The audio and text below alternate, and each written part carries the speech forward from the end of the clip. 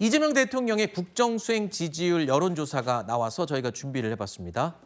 지금 이렇게 나타났습니다. 파란색이 긍정평가인데요. 지금 4주 연속 추이를 저희가 그래프로 표시를 했습니다. 48.4가 4주 전인데요. 지금 43.3까지 떨어졌습니다. 8월 첫째 주 긍정평가에서 이 지난주보다 2.6%포인트가 하락한 것으로 지금 계산이 되죠. 취임 후에 최저치를 기록했다라고 볼 수 있습니다. 이재명 대통령 지지율이 40% 초반대로 떨어진 건 이번이 처음인데요. 부동산 세제 개편 영향이 크다. 그 시기와 맞물려 있기 때문에 그런 분석이 가능할 것 같습니다. 그리고 부동산 또 형소법 개정안, 육사 쿠데타 발언 뭐 이런 것들이 영향을 끼친 게 아니냐 이런 분석이 나오고 있군요. 네, 그렇습니다. 한 세 가지 정도의 어떤 그 섹션이 있겠죠.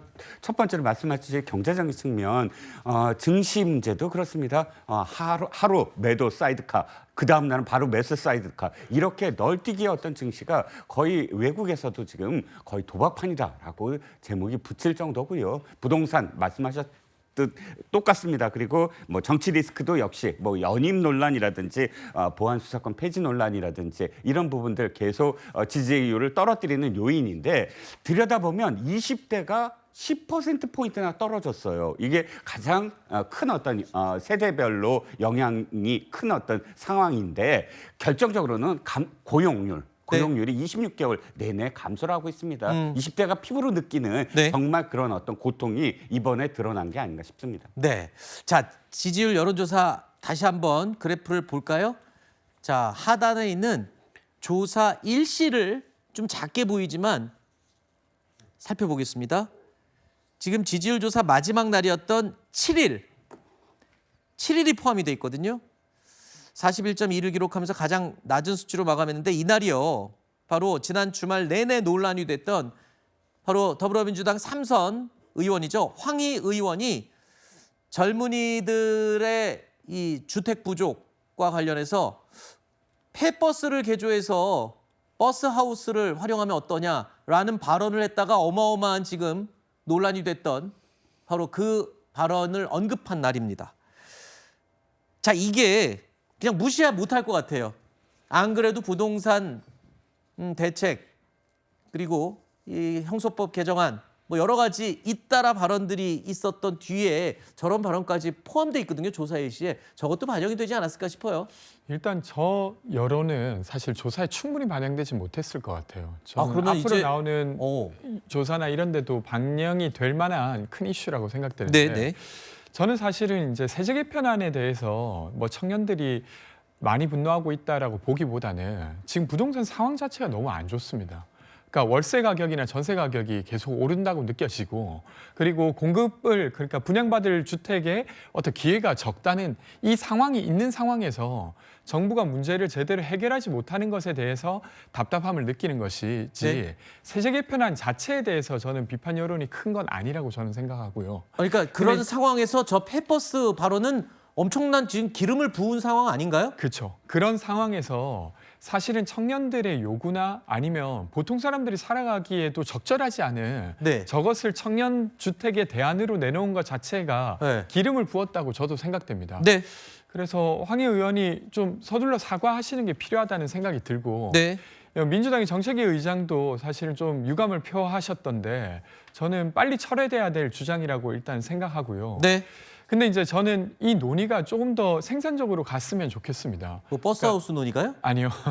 버스하우스 논의가 아니라, 네.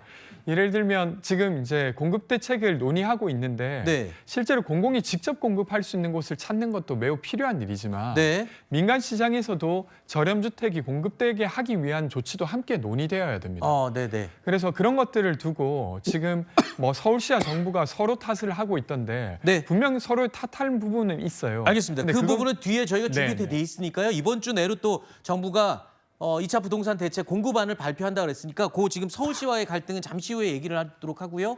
이 황희 의원의 이 버스하우스 논란에 좀 초점을 다시 맞춰보겠습니다.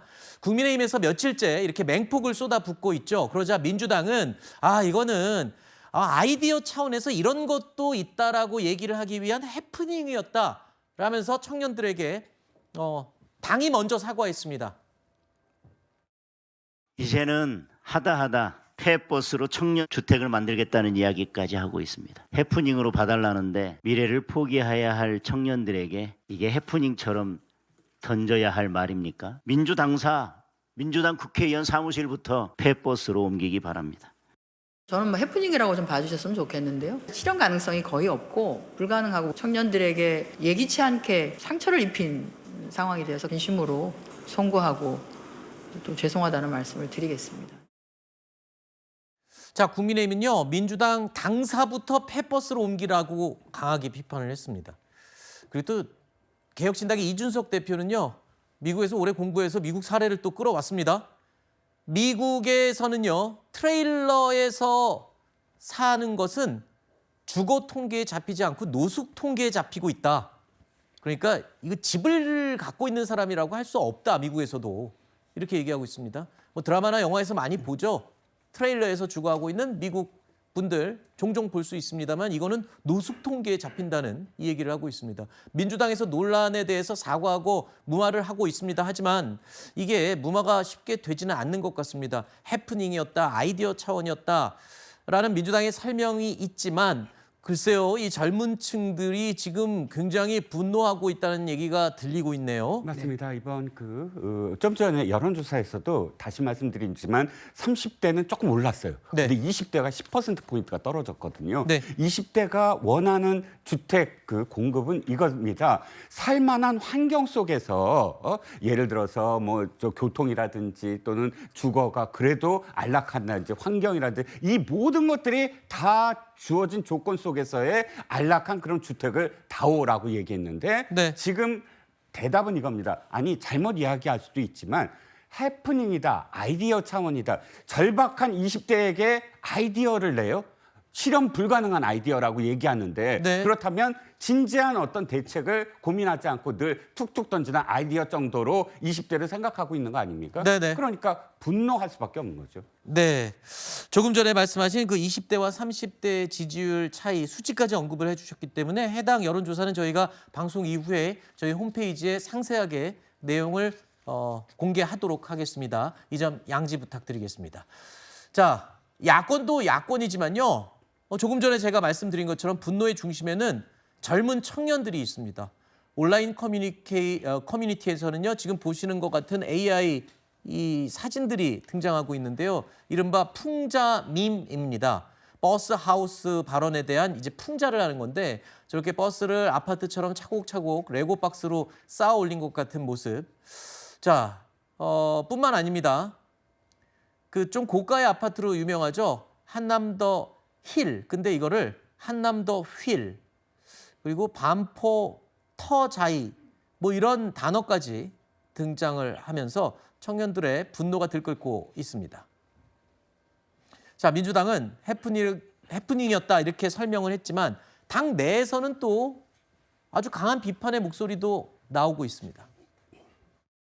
황희 의원이 굉장히 신중하고 좋으신 분이에요. 그런데 적절치 못한 그러한 사례를 글에 올려가지고 특히 청년들, 학생들을 자극했는데 닥치고 사과해야 돼요. 지금까지 본인은 또 당에서도 해프닝이다. 그게 왜 해프닝입니까? 잘못이지. 이건 딱 잘못됐다고 사과하고 원내대표는 황희 의원한테 경고하고 조심해라. 이런 태도가 있어야 2030들이 이해를 하고 국민도 이해를 하지. 가만히 있고 해프닝이다. 그걸 넘길 거예요. 자, 이렇게 얘기했습니다. 박지원 의원, 이번 사안, 이 버스 하우스 발언은 죄송합니다. 좀 심한 말이지만 닥치고 사과해야 한다라고 과격한 표현까지 들면서 비판적인 시각을 민주당 내에서 이야기한 겁니다. 뿐만 아니라 이런 얘기도 나왔네요. 내로남불이다, 탁상공론이다, 삶은 캠핑이 아니다. 이게요, 지금 제가 야권에서 나온 주장이 아닙니다. 민주당 내부에서 황희 의원의 이 발언, 버스하우스 발언에 대해서 비판 의견을 쏟아내고 있는 겁니다. 이재명 대통령 지지율 하락에 부동산 정책의 영향이 크다는 분석이 나오고 있는 마당에 민주당 의원들의 이런 발언도 뭐 일리가 있는 것 같아요. 걱정을 하는 마음에서 저런 말을 할 수 있을 것 같아요. 네, 그렇습니다. 지금 이제 뭐 이런 아이디어를 냈을 때는 공급하는 아이디어의 한 방편으로 냈을 겁니다. 근데 결국 요지가 뭐냐면 공급을 하기 위한 아이디어로 페퍼스까지 동원했다는 것은 공급 아이디어가 아예 애초에 없었다는 게 아니냐. 이것을 반증하는 의미라고 볼 수 있는 거거든요. 그래서 저는 지금 민주당에서 계속 세제를 통해 가지고 수요를 압박하는 정책을 펴왔는데 본인들은 공급을 하겠다 말만 하지만 실제로는 공급에 대한 방안이 전혀 없는 상황이다. 무능한 부동산 정책을 여실없이 보여주고 있다는 생각이 들고요.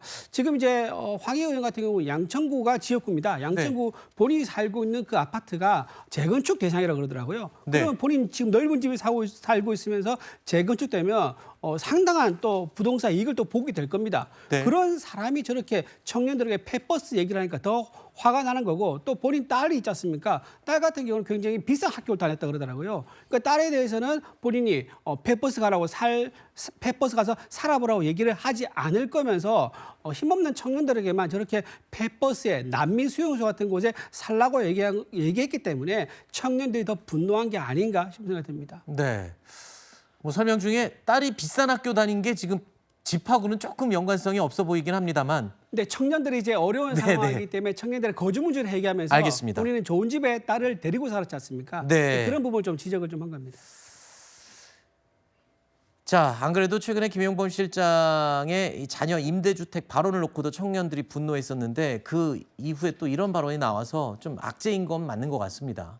굉장히 부적절하죠. 이번 황희 의원의 발언 자체가 가지고 있는 그런 무게감을 저는 당내에서도 충분히 인지를 하고 있다고 봅니다. 청와대에서도 아마 이 문제에 대해 심각하게 바라볼 것 같아요. 그렇지만 이 모든 발언은 황희 의원의 개인적인 의견일 뿐입니다. 물론 삼선 중진 의원이긴 하지만 당내에서 부동산 정책, 청년 정책을 결정하는 그런 단계에 위치하신 분도 아니에요. 그리고 민주당을 대표하고 대변하는 분도 아니시라고 할 수가 있죠. 그리고 네. 청와대에서 어떤 정부 내에서 어떤 중책을 맡고 있는 것도 아닙니다. 네. 네덜란드 사례를 가지고 본인의 그런 아이디어 차원에서 공개를 했던 부분인데 이 부분에 대해서 오늘 오후에 입장을 발표하신다고 하시죠. 아마 이 부분에 대해서 아마 진심 어린 사과를 할 것으로 보여집니다. 네, 알겠습니다. 청년 정책에 대한 문제점을 그냥 강조했다는 측면으로 이해하시는 게 적절하지 않을까 싶습니다. 네.